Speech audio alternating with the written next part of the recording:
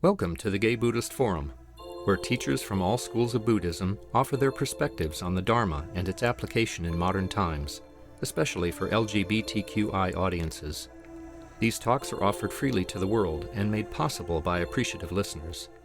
If you would like to support our efforts to share the Dharma with underserved audiences, please visit gaybuddhist.org. There you can donate, find a list of upcoming speakers, or enjoy many hundreds of these recorded talks dating back to 1996.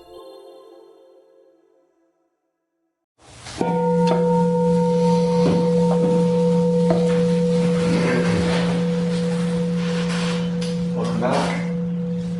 It's our next tradition to go around and say our names, and then I'll introduce our speaker for today. I'm George. I'm Josh. Grisha.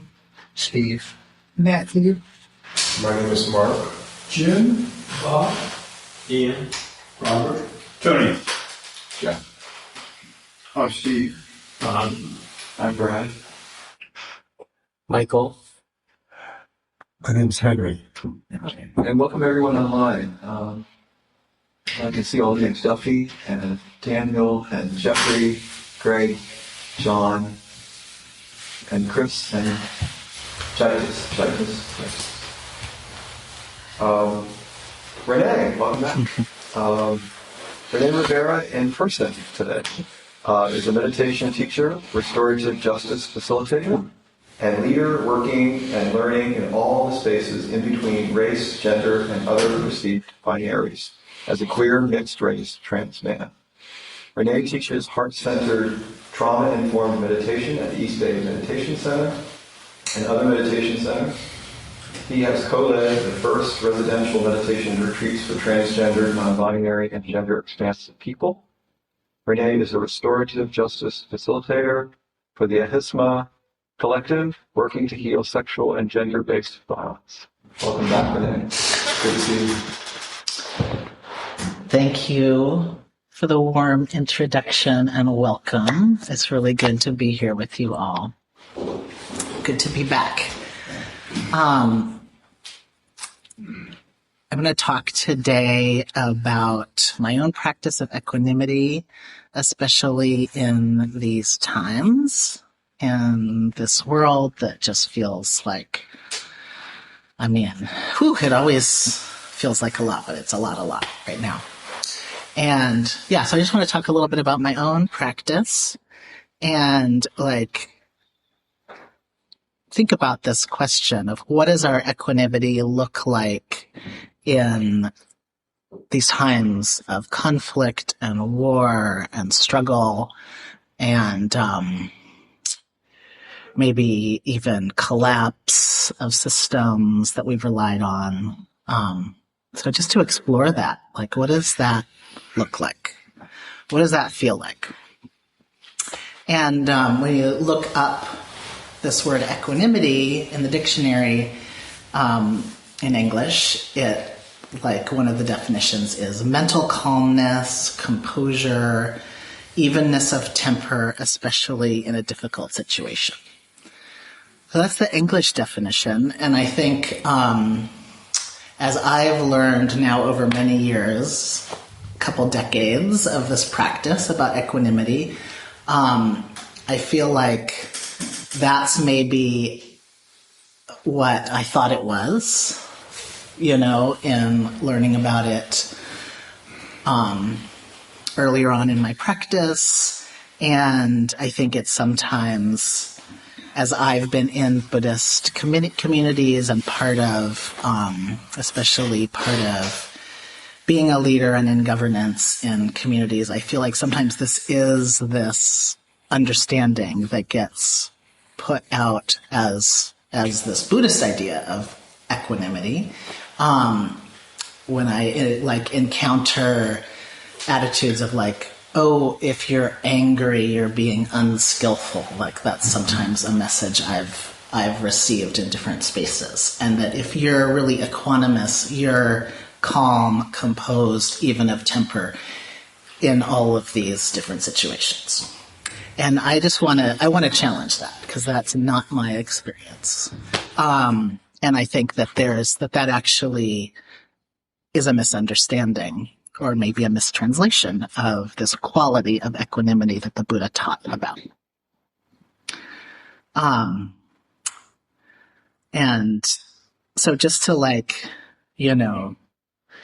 I know that you all have a long relationship with equanimity as well, but just to kind of recap a little bit, this quality of equanimity is also translated, maybe a more direct translation of the word upekkha, which is the Pali word for equanimity, would be balance. And I think that's something we also hear in the teachings. It's like cultivating, often it's a balanced mind. I would maybe, for me, my experience is more like a balanced heart. And in, even translating the word mind is often thought of in Buddhist, in the teachings more as mind-heart. It's not so much a separation, the way that we sometimes think of, we've got the mind and the heart, the body, that these are all separate things. And in the teachings, they're much more integrated, more one thing. So I would propose a balanced heart. And other words that really speak to me to this quality is steadiness, capacity, resilience. I also find in it connection, responsiveness, kinship, and more recently what I've been finding this quality of intimacy in this practice of equanimity. It's like being intimate with everything that I'm experiencing.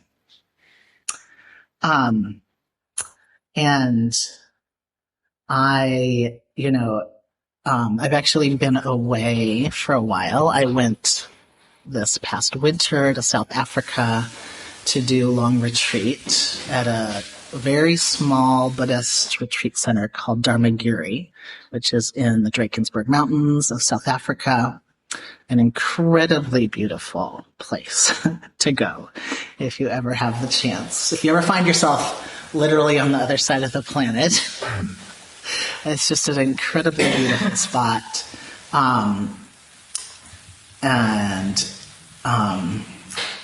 The retreat center was started by two teachers, Tanisar and Kitasaro, who you may have heard of. They live not far from here up in Sebastopol.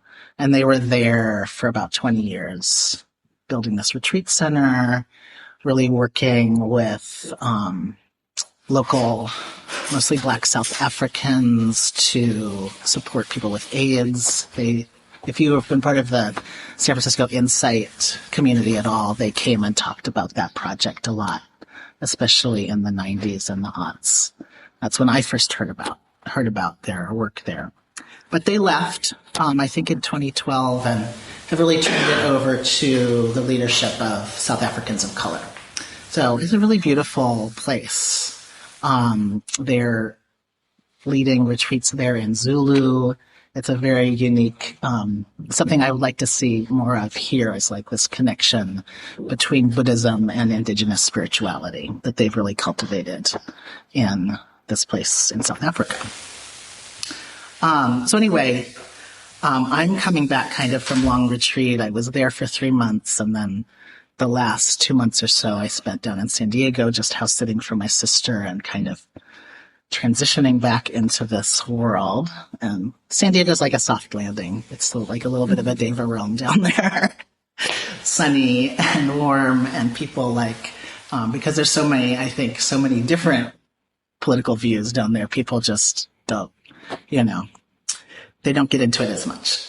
So it was like a soft place to land. I did a lot of swimming. And so I'm really just in this last 2 weeks coming back to the Bay Area, coming back to my home, and back to really paying attention to what's happening in the world. I was definitely when I was in South Africa, I didn't expose myself to any news. I didn't see another person from the United States for 3 months. And I've been just gradually coming back. So I've been noticing my own equanimity practice in this transition, and that it was one practice in the mountains, sitting on Mboleni Mountain in South Africa, for 3 months. That was one experience of equanimity, and then transitioning back, it's been another experience. So that's just kind of like really giving me a lot to reflect on. And so like just to give like a little flavor of this practice with the mountain in South Africa, a lot of it was just sitting and being with the natural world. I spent a lot of time just sitting and looking at the mountain, which often meant it's so it's up high up, about 5,000 feet. It's the monsoon season, so it's just like storms are always coming through. It rains a lot there, and often there's just mist. So often in the morning, it's just like shrouded in fog and mist. And sometimes that lasts the whole day. So it would be like I would get up and I would position myself pointing towards the mountain, but it would just be looking at the mist or looking at the clouds. And then maybe there'll be a moment where the mountain does this dramatic reveal. The clouds part, and there it is. And then sometimes it just disappears again in another few minutes. It's like very, the mountain felt very, very glamorous. Very, like it was like wrapping itself up in the clouds and the mist, and then, peeking out and then covering itself up again. So that was just like, oh, I'm just here with these changing conditions relating to the mountain, whether I can see it or not. Some days, I remember one day, it was just like a beautiful day. It was summer in South Africa. And so then one day I wake up and it's sunny, it's gorgeous, it's in the 80s. I walk down to the river. It's just about an hour's hike away, and swimming in the river, and it's hot and beautiful, and I hike back, and like by the time I get back to the retreat center, it's dropped 20 or 30 degrees, it's hailing, like I took a picture, they're like not quite golf ball, but really big hail. And yeah, so a lot of it was just like being with the storms that would come through, or being with like the incredible, beautiful summer weather, and then knowing it's going to change at any moment. It was just like very getting to be with this part of just the impermanence of all of the conditions, and in a way of just getting to observe it all, getting to see it all come through, including all these incredible electrical storms and hail and these dramatic changes. And then like the internal experience was pretty settled. I was there for a really, substantial amount of time, doing the same practices every day, to get to really feel this incredible settling in my mind, heart, body, in my nervous system, feeling this connection to place, to this mountain.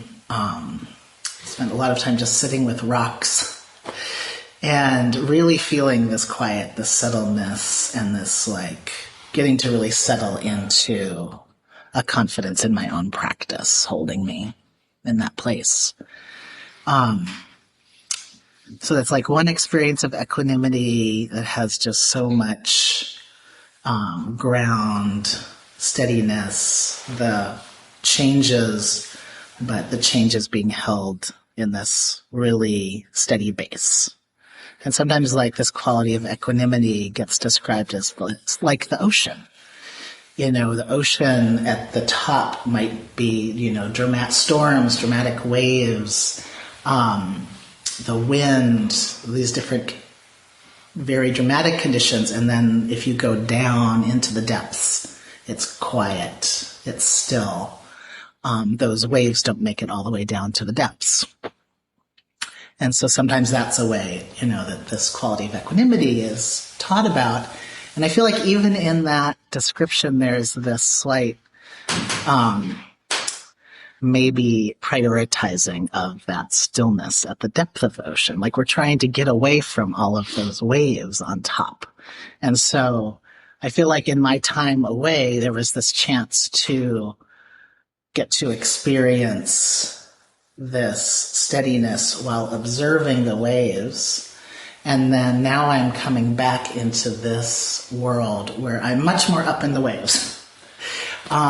Just being back here, coming back to reading the news, all of the feelings that arise in, hearing what's going on, fear, anger, grief.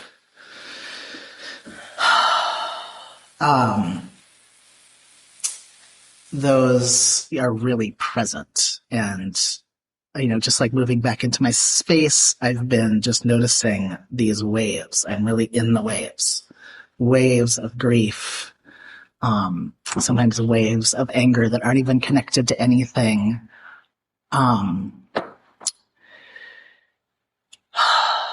Yeah, so I just okay, I'm up here in the waves, and that this, while it's not that, experience of really being in the steadiness, the groundedness of my practice when I was on retreat, nonetheless, that's there. Even though maybe when I was on retreat, I was more in this place of steadiness, and now I'm more in this place of the wild waves, but still remembering that both of those are within this experience of equanimity. The waves and the stillness, the storms and the sun. So just continuing to touch into that, okay, I'm up here in the waves and I still have access to this steadiness that's still there.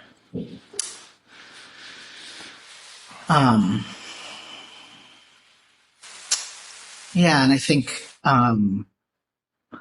I want to particularly, I think one of the things I'm always really interested in is how am I holding my equanimity in the realm of strong emotions? Maybe being a person with strong emotions, that's really of interest.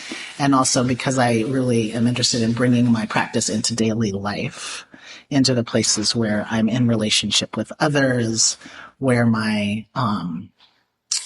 where I'm really responding to what's happening around me and what's happening within me. And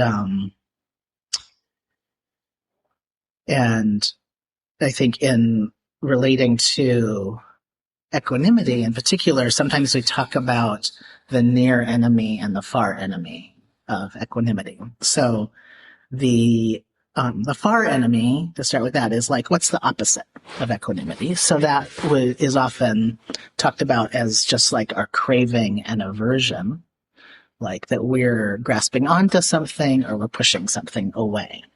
So this balanced heart of equanimity is not doing either of those things. It's finding this balance, neither grasping for something that we feel we need to be okay, or pushing away something that, again, we feel if this thing weren't here, I would be okay. But to just be okay with the presence of what we don't want or the absence of something that we want. That we're still in a place of, I'm okay here, even in these conditions.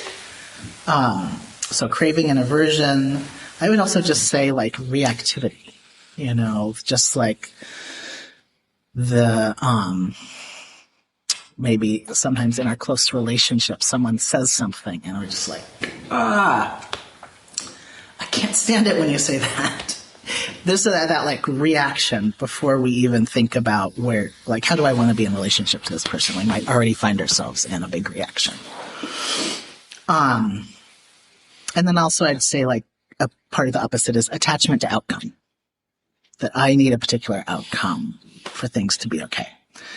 And the equanimity is, I'm finding some place to be okay, regardless of what the outcome is here.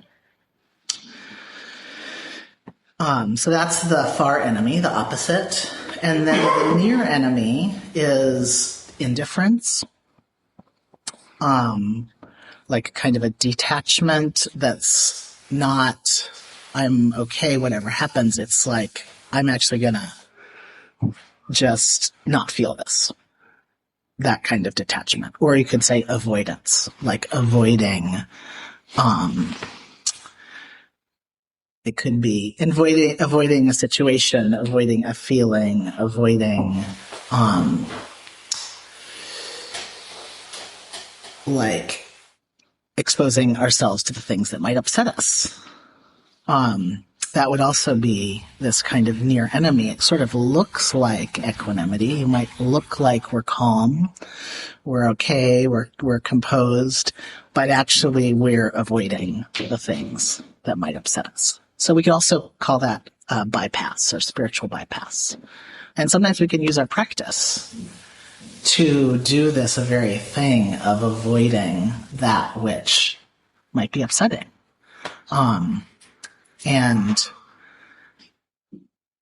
So like I notice sometimes in myself, sometimes in others, like people go on retreat and they come back and they're like more sensitive to the world. And that I'm finding that right now. Like I'm more sensitive to everything. Like everything hits me really hard because I've had this time to really be, like really open myself up to my environment and to what's happening. And now I'm like, wow, I'm really raw. Like I'm really feeling everything. But to know that that's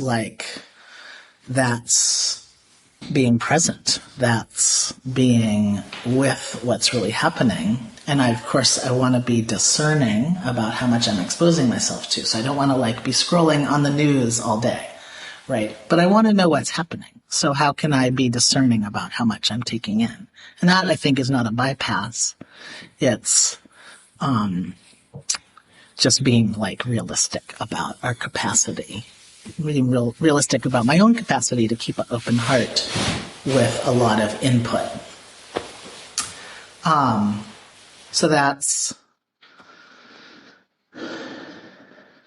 I think that discernment is different than a bypass. So just to, be looking at that.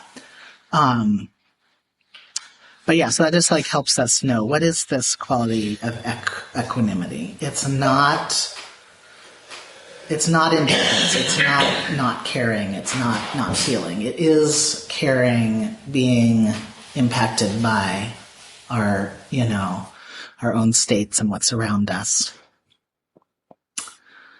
And, like finding the balance and the steadiness within that. And I often think when I'm thinking of this quality, I think about trees. I really love practicing with a tree, just like sitting, I've got a few different trees near where I am in downtown Oakland and I go and hang out with. And I think of the Buddha and how it actually literally was enlightened by saying, I'm going to sit with this tree until I become enlightened. He didn't just sit down anywhere. He sat down with a tree. And that always feels really significant to me. And there's all of these places that trees show up in the story of the Buddha, which is maybe another talk for another time. But I come back to this quality of, to me, the trees really are both, have this steadiness, this uprightness, this strength, but also this flexibility, the capacity to be affected by the storms and come back to that upright posture. And in particular, when they're in a forest, the whole storm will come through and the whole forest is moving. But actually, because all the trees are together and roots are all interconnected, even between different species of trees, that forest is very, very, very strong and can withstand a great deal of force. So I think of the trees, and I have this one particular tree that's been like a like an inspiration and a teacher is this tree that's over in the Oakland Hills in the Leona Heights. There's like a park called Leona Heights. And this tree is the oldest tree in the whole East Bay Hills. It's probably, it could be as old as 800 years old, a redwood. And it's called Old Survivor because it literally survived the time in the 1800s when pretty much the entire Bay Area was logged to build all the houses here in San Francisco, to build ships. The second half of the 1800s was sort of like a tree apocalypse here, where every single tree was cut down, especially the redwoods, and especially in the East Bay Hills, the North Bay, all around those trees. There were huge old trees in those hills, and they were all cut down and used for lumber. But this one tree is still there. And partly why it's still there is because it's actually quite an unassuming tree. It looks like it's been hit by lightning a couple of times over its life.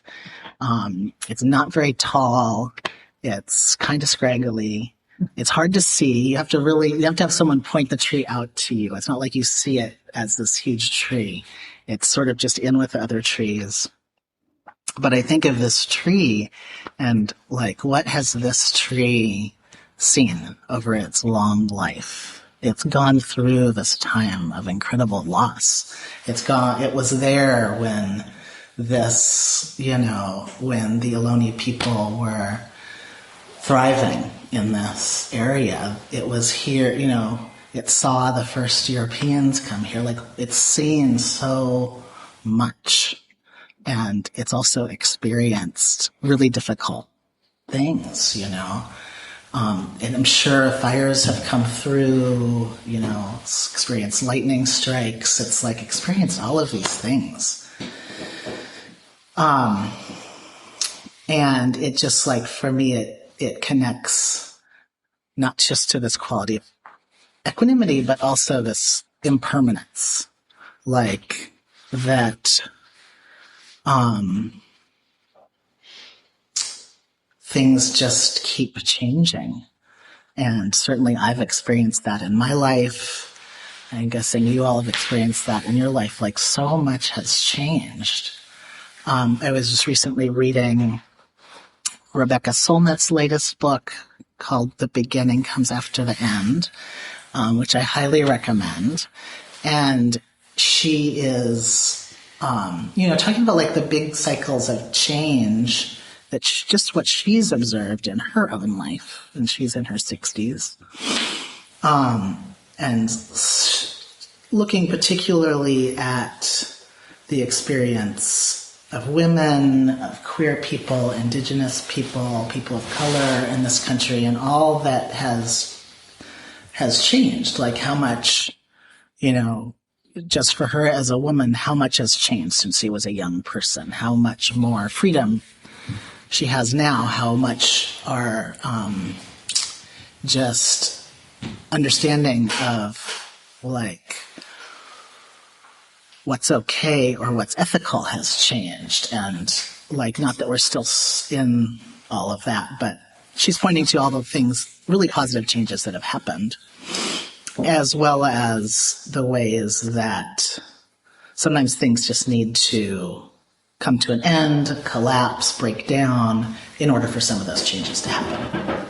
And so it's really relating to these natural cycles and the cycles of life and death. One thing has to die for another thing to be born. And she's pointing to the ways that that's actually happening right now. We're seeing a lot of the signs of collapse, but she's also pointing to all of these places where this new world is being born at the same time. And a lot of really amazing things that are happening right now. And I certainly relate to that in my own life. I've seen so much change. My, experience as a queer person, as a trans person, when I was growing up, I had never even met a trans person or heard of a trans person. And now it's like, oh, wow, I have, like so many people, so many role models I can look to. So many people are doing such amazing things. And at the same time, there's so many attacks happening.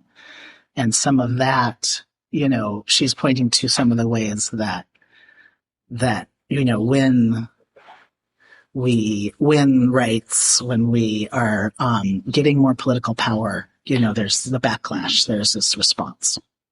And she's also arguing that we're really in that time right now. And I think like this year, it was just Transgender Day of Visibility, which is March 31st each year. So that was just this past week.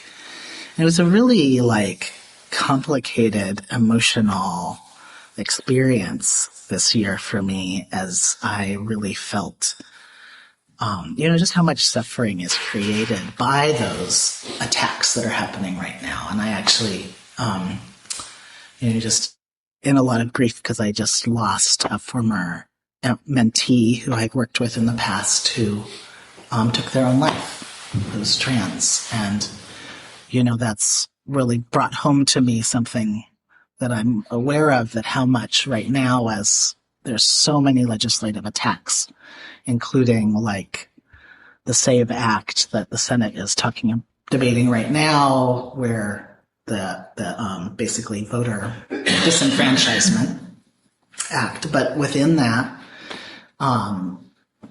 there's language about taking away health care and other rights for trans people, specifically like put into that act, which there's just not much reporting on it, but it really has an impact on like myself as a trans person and many others. We're following every one of these things, you know, even if it's something that's not making it into the news.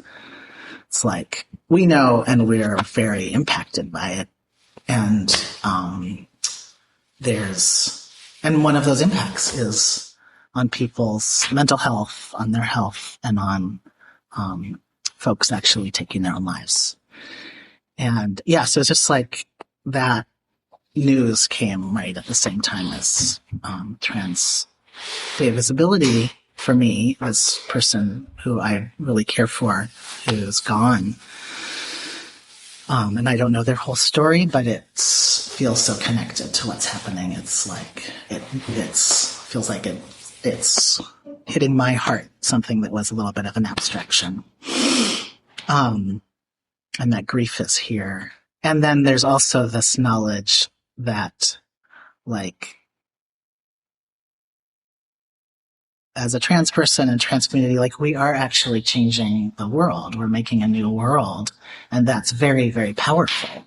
And that's part of why there is such a backlash, because of how much has been achieved, because of the ways that just our existence in this world is pointing to a different way of being. It's like breaking down some of the beliefs that our, you know, patriarchal order is based upon.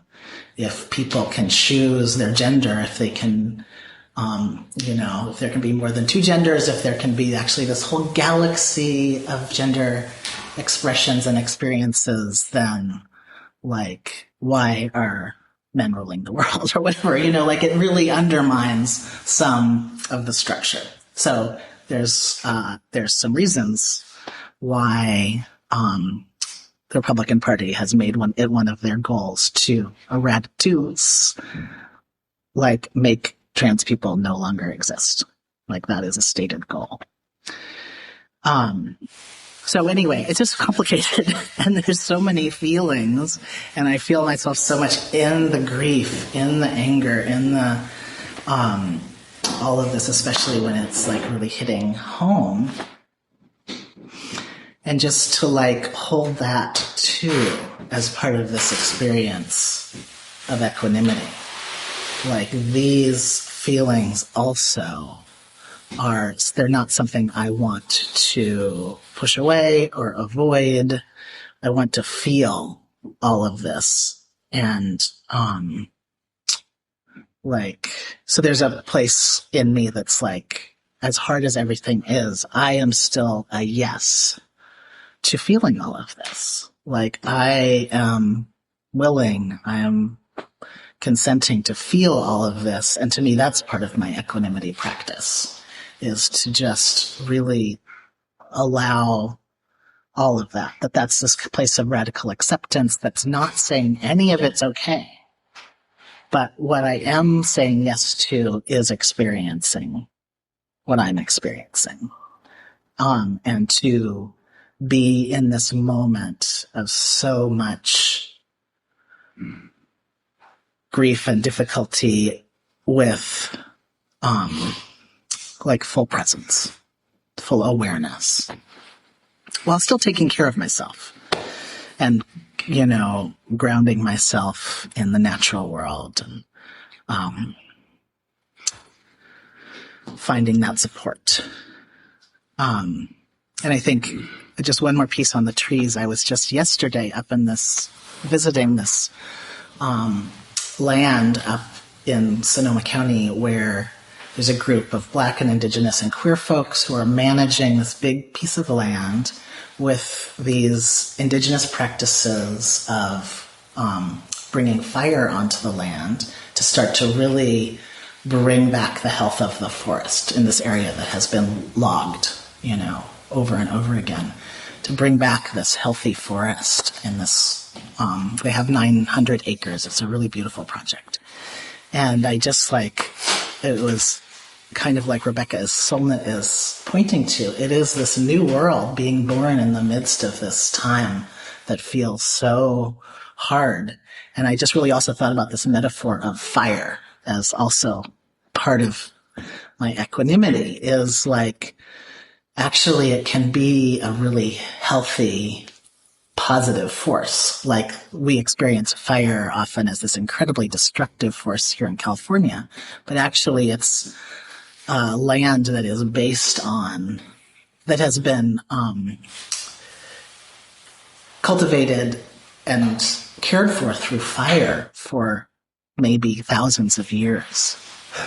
There was regular practice of burning on sometimes 5-year, 10-year, 15-year cycles to really keep the forest healthy. So it's like, can the fire too be a part of my equanimity? And then I think, as I think of the trees, it's like that too is part of the experience. And actually, for some species, that's what is going to bring in the next generation. It needs that fire to come and make the seeds sprout and have the new seedlings come. They're actually born in this fire. So, and just adding that in as well. This too could be part of the equanimity, is this fire. So I want to bring in just one more definition of equanimity this is from a Pali chant. It's translated into English.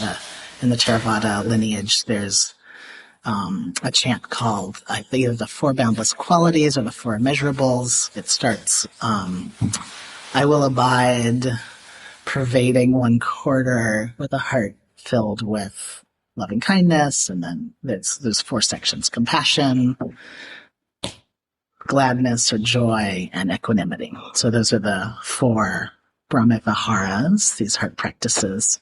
And one of the lines in there is abundant, exalted, immeasurable, free from hatred or ill will. And that's, in a way, kind of another way of holding equanimity. For me, these practices of the Brahmaviharas are all about cultivating equanimity, as I have my heart, as much as possible, relate to myself and others with this heart of friendliness, of loving kindness.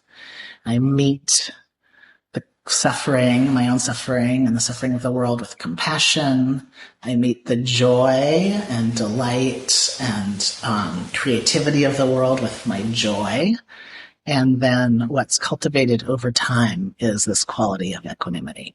It's like really holding it all in this balanced heart.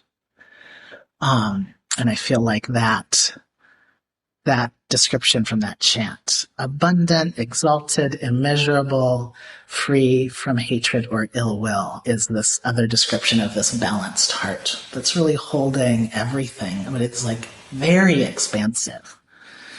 You just love those words, abundant, exalted, immeasurable. And those are really descriptors of what we cultivate in bringing all of these heart practices, loving kindness, compassion, joy, and equanimity together. And over time, that we're really building this capacity, this abundant heart, exalted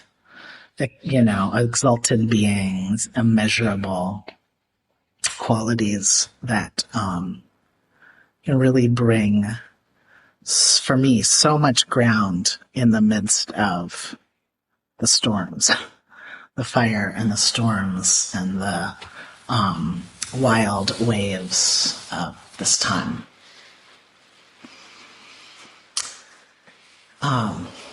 So I want to open up for just see what reflections and questions you all have around practice of equanimity or anything that came up for you.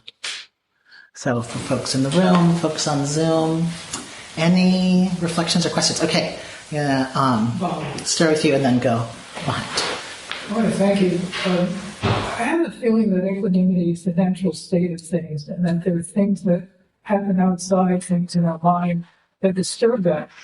And what's important is to notice that disturbance, and either by noticing you let go, or have other mechanisms of letting go. I'll give one brief personal example. When I'm driving, an inconsiderate driver just piss me off, and I want to curse them out. And I do. I say one quick curse word, and then I'm back to my equanimity state.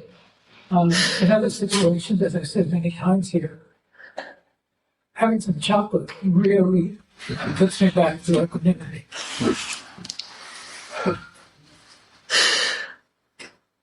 I love that. Which is like the equanimity that and like includes briefly cussing people out and chocolate. Be like the new definition. Yeah. Thank you for your beautiful talk. I love it when someone brings up equanimity because I always forget about it. Like even if I reflect on loving kindness a lot, compassion a lot, and joy, but like equanimity never comes to my mind. And whenever someone brings it up, oh yes, like I do have this value that I can practice this value. And it's hard to define it in words for me, but I have this visual that I always had, and maybe after your talk I will update it. So the definition I had was equanimity is like a mountain. So there can be wind or a storm or a sunny day, but a mountain is a mountain. Yeah. Just the mountain doesn't move. But after your talk, maybe I want to add that mountain also shows up, and mountain is visible. And the mountain it doesn't edit itself like how people building up. It's just mountain is like authentic. It's not afraid to be visible, just there. That's I guess goes into equanimity to be like just showing up and existing authentically with all the things going around and experiencing that too. Yeah. Thank you for that. I think that word authenticity, I really resonate with that. And that's, I think, another word that I would bring in for equanimity is that authenticity. Because they're not all being asked to be some perfect meditator. It's like actually inviting us to really be ourselves. Yeah. Thank you. I saw a hand over here. And so I just want to check in with our Zoom people. I don't see any hands there. So, okay, go ahead. Well, thank you for your talk. I just wanted to share that I really appreciate your metaphor of tree. That's really concrete and easy to visualize. You know, the roots of the tree are like solid, calm, always fully present. Maybe the top of the tree with branches and leaves swaying in the wind, the storms, it's beaten down, but yet it's all encapsulated in one tree where you can have both the calm roots and the occasional swaying or violent branches and leaves in the tree. So I just really appreciate that imagery. Yeah, thank you. And I think I also like, I mean, I already said this, but just to bring this in again, like there's the individual tree, but there's also the forest. And I often think of like how much we're all connected, you know, and that equanimity actually isn't a solo practice. It's this practice of being in relationship, you know, with self, with other humans, with the natural world. It's, for me anyway, it's very much a practice in relationship. Yeah. And also, you know, the Buddha is sitting under the Bodhi tree, so it's a nice imagery of all. Yeah, and the Buddha was also born under a tree, under a sacred, in this grove of sacred sal trees.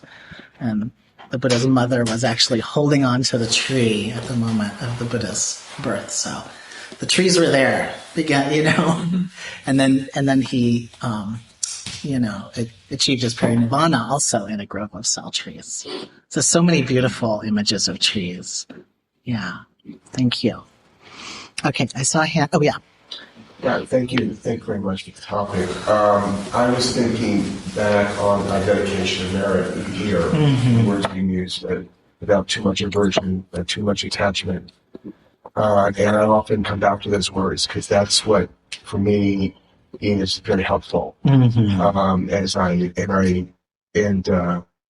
where I'm feeling too much attachment and I'm quite clear to something that comes from all that, too much aversion, I breathe. I breathe into it.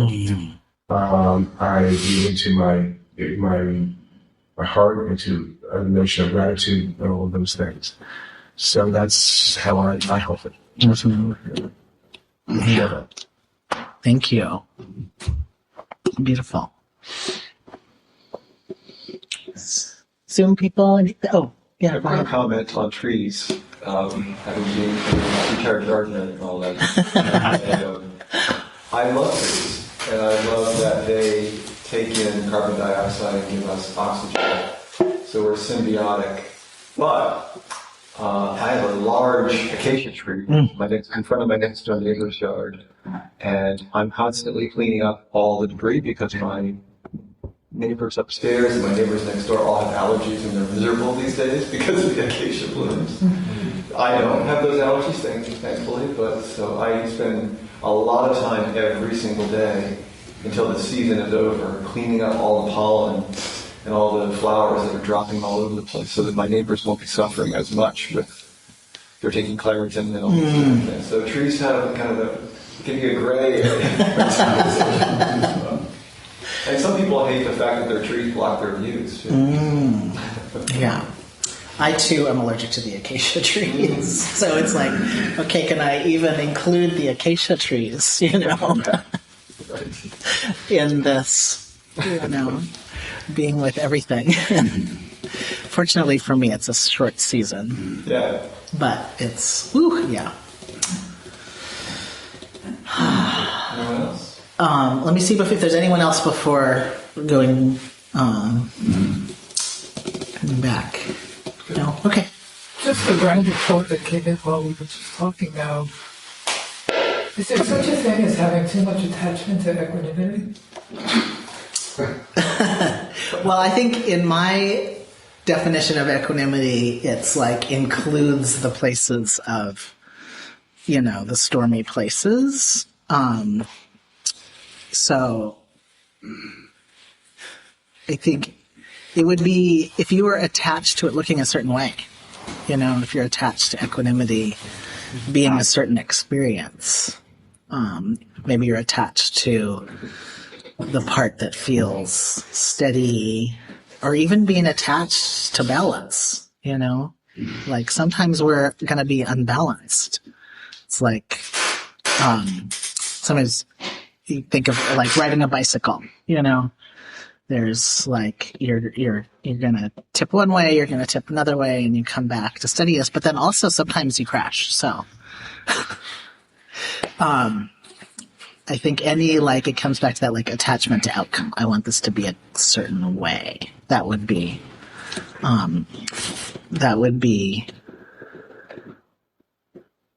like a place to keep cultivating. Yeah. Mm-hmm. Thank you. So the timing. Great. Announcements. I have an announcement.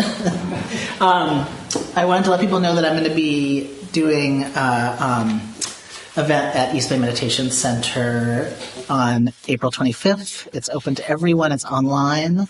That's a Sunday. Oh, I think it's noon, so I think it's after this. But anyway, I'll be in conversation with Dean Spade about this book, Love in a Fucked Up World. And I feel like this is also a little bit of an equanimity Dharma book. Can we really be with the difficulty of relationships and stay in alignment with our values? So I just wanted to mention that event is coming up. Thank you, René. Anyone else? Do you have a host today? Hi, I'm Henry. I'm your host today. Please stay and enjoy the company of the Sangha out there. We have some very nice chocolate chip whole wheat walnut cookies made by Richard, not by me, and also some tangerines. The cookies are not vegan, but the tangerines by their nature are. There's also hot water for tea, and if you do enjoy tea, just leave your cups in the sink or in the dishwasher. I'll have the Donna bowl to collect your any contribution you may wish to make, and donations in the range of $10 to $20 would be especially helpful to help the Sangha meet its expenses, which you probably know are the rental of this very nice temple room, honorarium for our speakers, scholarships for those going on retreat to enable everybody to attend our retreats, and also the expenses of putting out our newsletter, which we do on a regular basis and which gets mailed to hundreds of prisoners around the country. And also monthly dinners for the Larkin Street Youth Center. There's a sign-up sheet on the credenza outside if you want to be on our mailing list. And some members may go out to lunch afterwards, so we usually will meet by the door around 12:30. I think I would also put in a word for the spring retreat is coming up very soon, April 15th through 19th.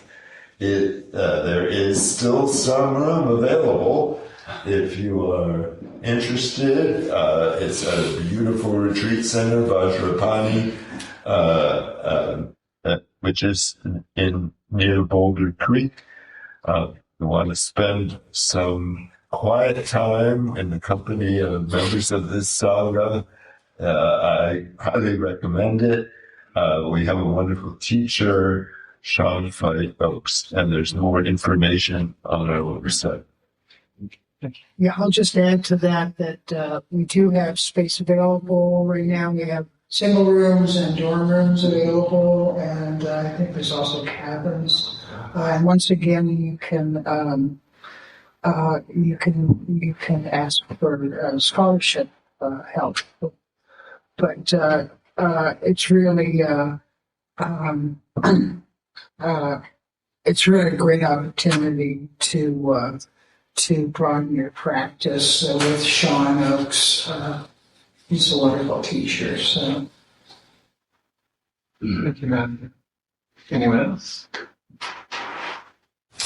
Let's gather together for the dedication again.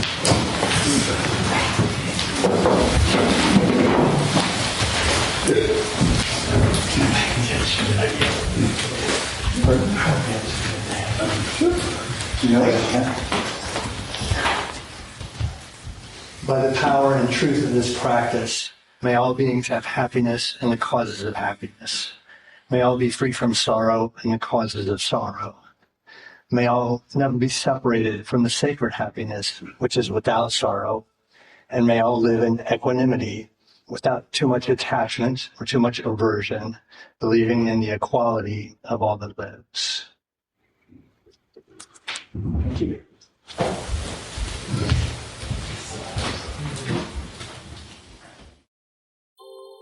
Thank you for listening to the Gay Buddhist Forum. If you would like to hear several new talks per month and be notified of upcoming speakers so you can participate live, please subscribe to this podcast, like us on Facebook, and join our mailing list by visiting gaybuddhist.org.